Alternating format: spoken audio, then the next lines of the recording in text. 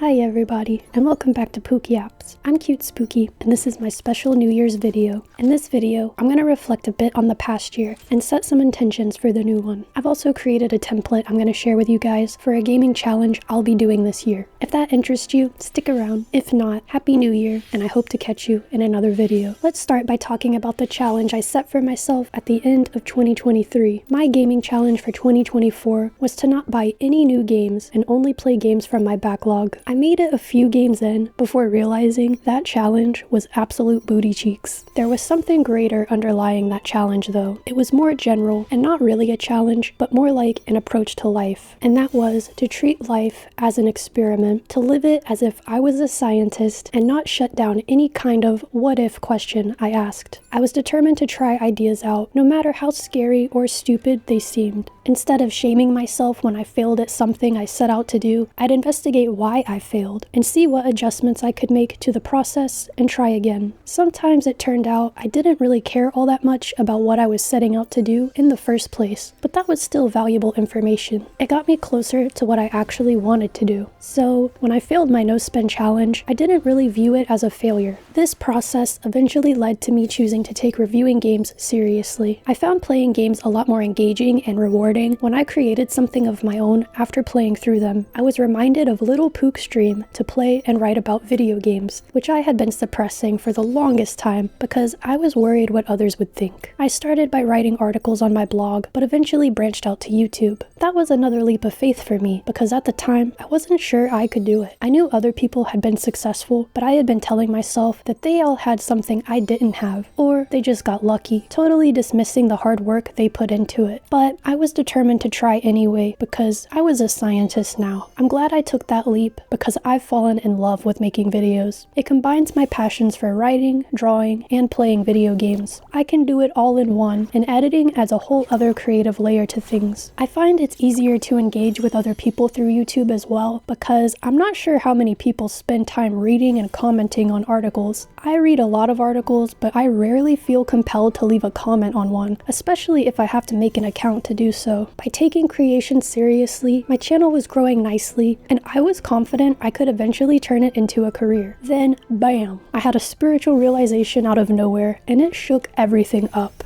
It created a drastic change in me at first because of good old spiritual ego, which took me about a month to realize I was carrying around. So if it seems like I've gone back and forth with gaming, it's because I absolutely have. The easiest way I can describe it is that I spent my whole life searching for a certain answer, had a breakthrough, thought I had it all figured out, realized I didn't know shit, and then was finally able to face reality. The only part of that which is relevant to you guys is that I will continue to make gaming videos, but with the flexibility of going beyond that whenever I feel like it. I'm not completely going back on what I said before though. When choosing new games, I am going to focus more on indie games and not only go for whatever is new and trending. That doesn't mean I will never pick up a new big release though. I'm also going to balance new purchases with playing games I already own as well. I'm making a whole series on my channel based on that called We Got Games at Home. Overall, I'll be creating more consciously and doing what I genuinely want to do over what I think makes a channel grow or trying to keep up with what other people are doing. If I find success doing that, amazing. If I don't, amazing. At least I'll live a life true to myself, and I know for certain now that there is nothing more valuable than that. When it comes to going beyond gaming, I want to draw more and share that with you guys. I have a couple video ideas I'm cooking up for that already. Drawing is one of my creative loves, but perfectionism and fear of judgment has held me back quite a lot. All that built up fear has made me creatively constipated for way too long. I'm going to use this channel as a means of working through that, so I hope you guys enjoy my silly little drawings. Gaming and art related videos will probably be the most common themes on my channel, but there's always room for whatever captures my little Pook heart at the time. So finally, let me introduce you to my gaming challenge for this year. This is the 2025 Pook Backlog Challenge. I've created a template for it if you want to join along, and I'm going to give you some ideas on how to fill it out. You can snag the template over in the community tab of my channel. The only rule of the challenge is to complete 6 games you already own by the end of the year. I've created a template of squares in a 3x2 grid so you can track this. There's also a Pook cheering you on in the upper right corner. Personally, I'm going to keep the squares blank and fill them out as I complete games from my backlog because I don't want it to feel like a to-do list. I always want to leave it up to my current self to decide on the exact game I'm playing next. Another way to fill it out is by looking through your collection and picking 6 games you want to complete in 2025 and place them in the squares to start with. Then you can stamp or mark them off as you work on the list throughout the year. You can use character portraits, scenery, monsters, game covers, or whatever else you can think of to place in the squares. If you need some help in choosing what to play, I've created 6 prompts too. Feel free to use this template as a starting point for your own thing, and I'd love to hear any ideas or alterations you guys come up with. Thank you guys so much for keeping up with me and watching my videos.